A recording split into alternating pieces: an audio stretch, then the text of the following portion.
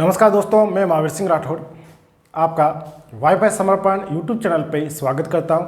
जो साथी जुड़े हुए प्लीज़ आप वीडियो को लाइक करें, कमेंट करें, शेयर करें।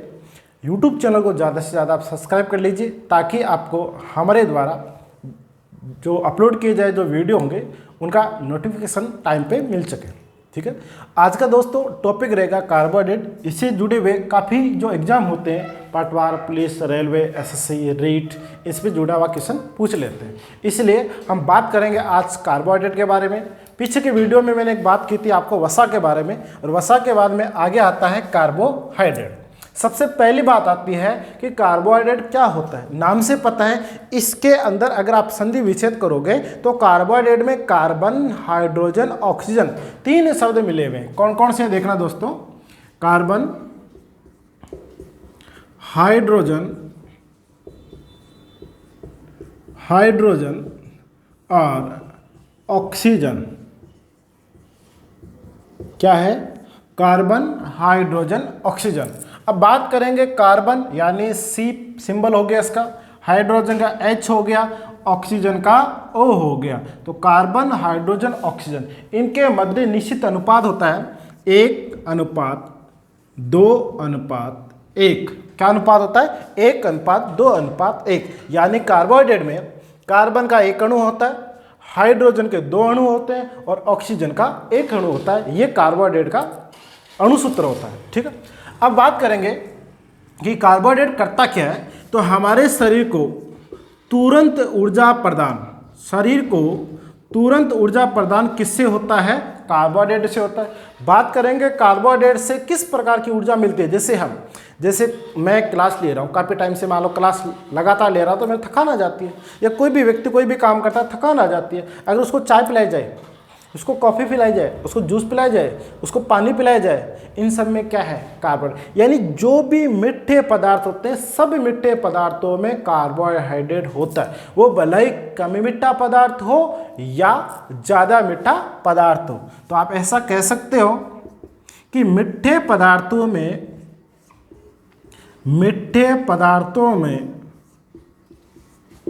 क्या पाया जाता है? कार्बोहाइड्रेट। यह भी क्वेश्चन पूछा गया है कि शरीर में सबसे पहले पाचन किसका होता है? तो शरीर में सबसे पहले पाचन कार्बोहाइड्रेट का होता है। तो कार्बोहाइड्रेट में कोई दिक्कत नहीं है। शरीर के ऊर्जा प्रदान करना, कैसी ऊर्जा? तुरंत। मीठे पदार्थों में क्या पाया जाता है? कार्बोहाइड्रेट। इसके साथ साथ कार्बोहाइड्रेट सर्वाधिक किस में पाया जाता है? तो सर्वाधिक कार्बोहाइड्रेट पाया जाता है चावल में। सर्वाधिक कार्बोहाइड्रेट किस में पाया जाता है? चावल में पाया जाता है। ठीक है, अब मैं बात करूंगा कि रासायनिक दृष्टि से कार्बोहाइड्रेट के प्रकार। ठीक है, कौन सी बात करेंगे? कि रासायनिक दृष्टि से या रासायनिक संरचना के आधार पे कार्बोहाइड्रेट की श्रेणियां भी आप बोल सकते हो। बात को समझने का प्रयास करना आप। रासायनिक संरचना के आधार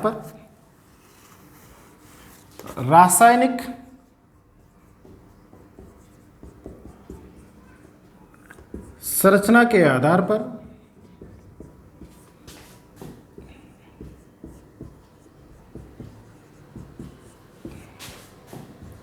कार्बोहाइड्रेट की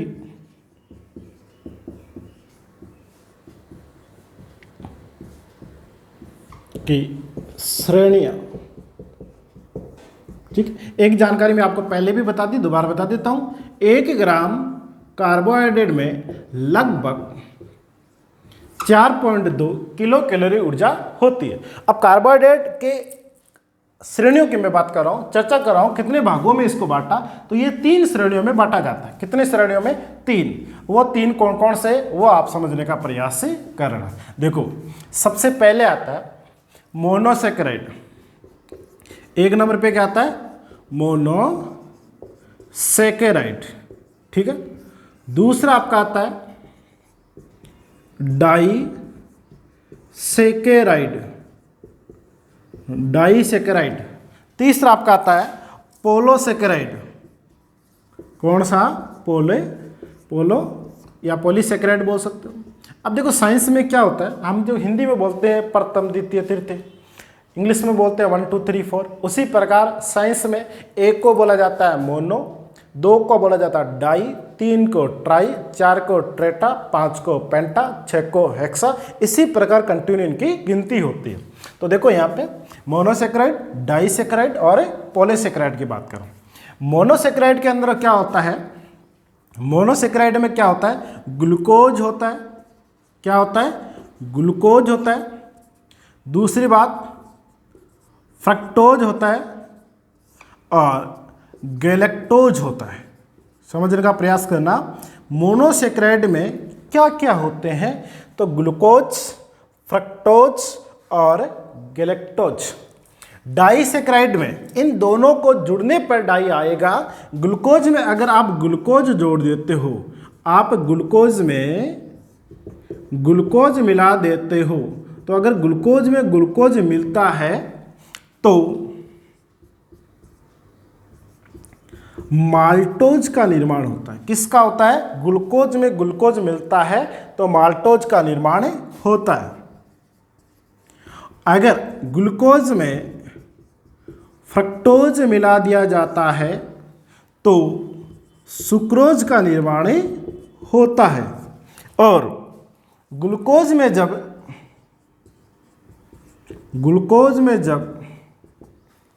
गैलेक्टोज मिला दिया जाता है, गैलेक्टोज मिला दिया जाता है तो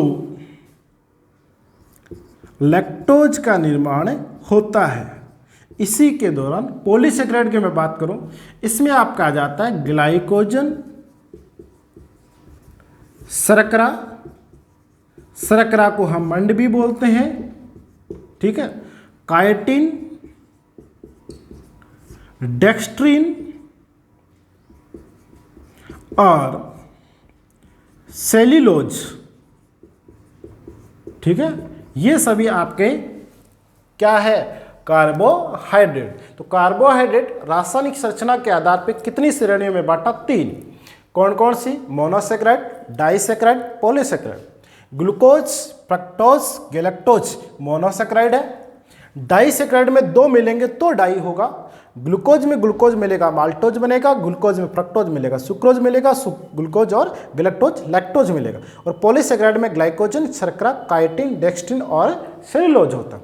अब मैं बात करूंगा किसमें क्या पाया जाता है। तो देखो, सबसे पहले बात यही समझने का प्रयास करना, इसको मैं थोड़ा लास्ट में समझा दूंगा, इसको सबसे लास्ट में समझा दूंगा। सबसे पहले यहाँ देखो, बीजों में क्या पाया जाता है, बीज जितने भी होता है, सीड जिसको बोलते हैं, बीजों में।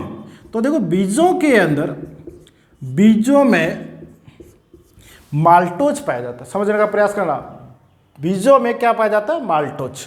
सुक्रोज किसमें पाया जाता है, मधुमक्खियाँ होती हैं।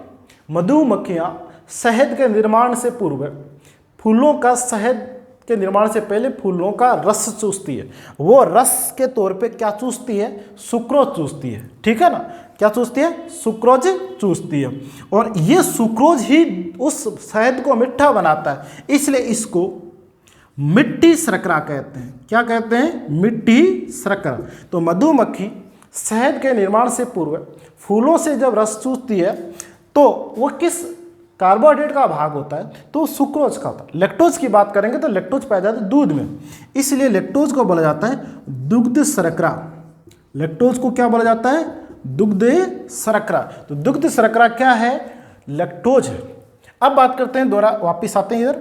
अगर मैं बात करूं जंतुओं में, जंतुओं के अंदर जो ग्लूकोज होता है ना, जंतुओं के अंदर जो ग्लूकोज होता है ना, वो किसके रूप में पाया जाता है, ग्लाइकोजन के रूप में। बात को समझा, जंतुओं के अंदर ग्लूकोज पाया जाता है ग्लाइकोजन के रूप में, ठीक है ना।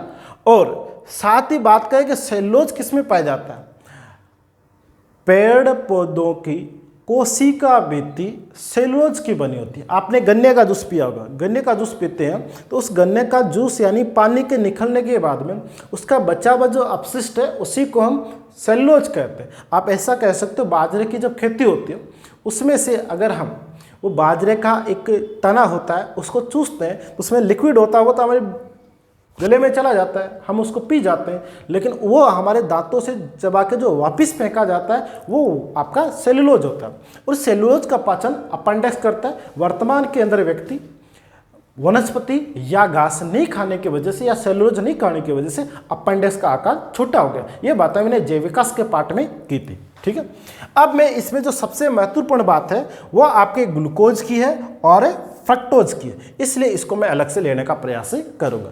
यहाँ तक आपका क्लियर है, कोई दिक्कत नहीं होगी।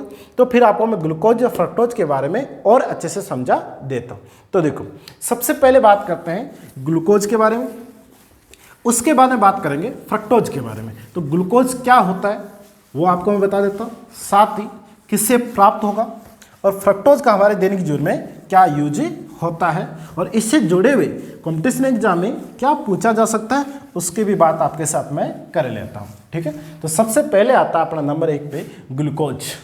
सबसे पहले क्या आता है? ग्लूकोज। अब पहली बात ये आती है ग्लूकोज किस में पाया जाता है? तो ग्लूकोज पाया जाता है आम, चिक्कू, किस में पाया जाता है? आम, चिक्कू। आम और चिक्कू में क्या पाया जाता है? ग्लूकोज पाया जाता है। ठीक है, और ये जो ग्लूकोज होता है किस में पाया जाएगा? आम और चिक्कू में पाया जाएगा। ठीक, जंतुओं के अंदर ग्लूकोज ग्लाइकोजन के रूप में, किसके रूप में? जंतुओं में ग्लाइकोजन के रूप में, जबकि पादपों में आपका गैलेक्टोज के रूप में पाया जाता है। अब बात करता हूं मैं फ्रक्टोज की, तो अगला आ जाता है फ्रक्टोज। फ्रक्टोज के बारे में काफी एग्जाम में क्वेश्चन आते हैं। फ्रक्टोज, फ्रक्टोज किस में पाया जाता है? तो मधुमक्खी का शहद, मधुमक्खी के शहद में क्या पाया जाता है? फ्रक्टोज पाया जाता है। मधुमक्खी के शहद में क्या पाया जाता है? फ्रक्टोज ही पाया जाता है। इसके साथ साथ फलों में, और किस में पाया जाता है? फलों में आपका फ्रक्टोज पाया जाता है। अब मैं इन दोनों से जुड़ी बात करता हूं। सबसे पहले मधुमक्खी का शहद होता है, यह शहद का निर्माण करने से पहले मधुमक्खी फूलों के रस को चूसती है, तो वह शहद के निर्माण से पहले जो मधुमक्खी होती है वो फूलों के किस भाग को चूस के लाती है? तो वह आपको अभी मैंने पहले बताया क्या चूस के लाती है? सुक्रोज। क्या चूसती है? सुक्रोज। फिर वह मधुमक्खी सुक्रोज को फ्रक्टोज में रूपांतरित कर देती है। क्या करती है? सुक्रोज को फ्रक्टोज में रूपांतरित कर देती है। ठीक है, अब देखो मधुमक्खी का जो शहद होता है, 1 किलो मधुमक्खी के शहद में लगभग 3500 किलो कैलोरी ऊर्जा मिलती है। 1 किलो मधुमक्खी के शहद में सबसे ज़्यादा यानी 3500 किलो कैलोरी ऊर्जा मिलती है। और ये जो फ्रक्टोज होता है ये प्राकृतिक रूप से सबसे मीठा पदार्थ होता है। तो प्राकृतिक रूप से सबसे मीठा पदार्थ क्या होता है? फ्रक्टोज होता है। ठीक है, जबकि मैं बात करूं कृत्रिम रूप से आर्टिफिशियल तरीके से सबसे मीठा पदार्थ क्या होता है? तो देखो कृत्रिम रूप से सबसे मीठा पदार्थ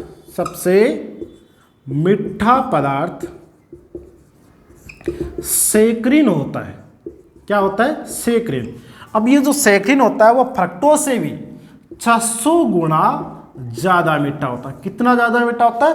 600 गुना ज्यादा मीठा होता है। ठीक है, इसके साथ साथ ये जो कृत्रिम रूप से बनाया गया जो सेक्रिन है इसका इस्तेमाल आप कहाँ करोगे? जूस के निर्माण में, चॉकलेट के निर्माण में। ठीक है, इसके साथ साथ जो मधुमेह के रोगी होते हैं, किसके रोगी कह रहा हूं? मधुमेह के रोगी होते हैं, इनकी मिठाइयों के निर्माण में सेक्रिन का इस्तेमाल किया जाता है। यहां से एक क्वेश्चन और बनता है, विश्व मधुमेह दिवस कब आता है? मधुमेह का नाम आ गया तो दिवस की चर्चा मैं आपसे करता हूं। विश्व मधुमेह दिवस ये मनाया जाता है 14 नवंबर को। कब मनाया जाता है? 14 नवंबर को मनाया जाता है। बात चल रही थी अपने प्राकृतिक रूप से मीठा पदार्थ फ्रक्टोज, कृत्रिम रूप से मीठा पदार्थ आपका सेक्रिन होता है। अब बात चल रही है फलों के बारे में। तो देखो इस फलों को पकाने के लिए, कच्चे फलों को पकाने के लिए किसका इस्तेमाल होता है? तो एथिलीन का इस्तेमाल होता है। किसका? एथिलीन। ये क्वेश्चन एग्जाम में कई बार रिपीट होता है कि कच्चे फलों को पकाने के लिए एसिटिलीन का भी होता है, एथिलीन का भी होता है, लेकिन एथिलीन सबसे महत्वपूर्ण याद रखना है। थोड़ा सा इसको मैं यहाँ से हटा के एथिलीन की चर्चा आपके साथ कर लेता हूँ। बात चल रही थी अपने फ्रक्टोज के बारे में। तो देखो प्राकृतिक रूप से सबसे मीठा पदार्थ फ्रक्टोज, जबकि कृत्रिम रूप से मीठा पदार्थ सेक्रियम। अब मैं बात करूंगा कि ये फ्रक्टोज किस में पाया जाता है, मधुमक्खी के शहद में और फलों में। और आपसे मैं एक क्वेश्चन ये कर रहा था, कच्चे फलों को पकाने के लिए किसका प्रयोग करेंगे? तो आपका जवाब होना चाहिए एथिलीन का प्रयोग करेंगे। C2H4 इसका अनुसूत्र होता है। ठीक है, एथिलीन से एक क्वेश्चन और बनता है कि एकमात्र गैसीय हार्मोन कौन सा है? तो ये एकमात्र गैसीय हार्मोन है। क्या है? एकमात्र गैसीय हार्मोन है।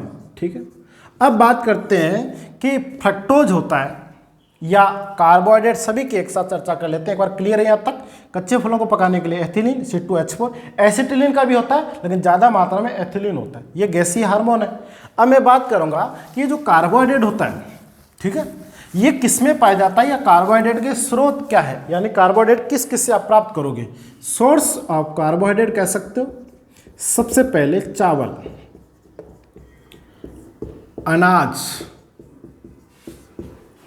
चावल के बाद में अनाज हो गया, आलू हो गया, बाजरा हो गया, या जो भी मीठे पदार्थ है उन सब में मीठा पदार्थ में जैसे दूध हो गया, बीज हो गया, ठीक है, आपके फलों का रस हो गया, फूल हो गए, ये सभी आपके क्या है? कार्बोहाइड्रेट के स्रोत है। ठीक है, कार्बोहाइड्रेट से शरीर को तुरंत ऊर्जा मिलती है। एक ग्राम कार्बोहाइड्रेट से लगभग 4.2 किलो कैलोरी ऊर्जा मिलती है। ये आपका कार्बोहाइड्रेट था जिसको हम बहुत अच्छे से इसको पढ़ा। जो साथी वीडियो को देख रहे हैं, थैंक यू फॉर वॉचिंग। आप इसी प्रकार हमसे जुड़े रहे। चैनल को, वाईफाई समर्पण चैनल को सब्सक्राइब कर लीजिए, बेल आइकन को दबाइए। तब तक के सबका धन्यवाद। जय हिंद, जय भारत, जय समर्पण।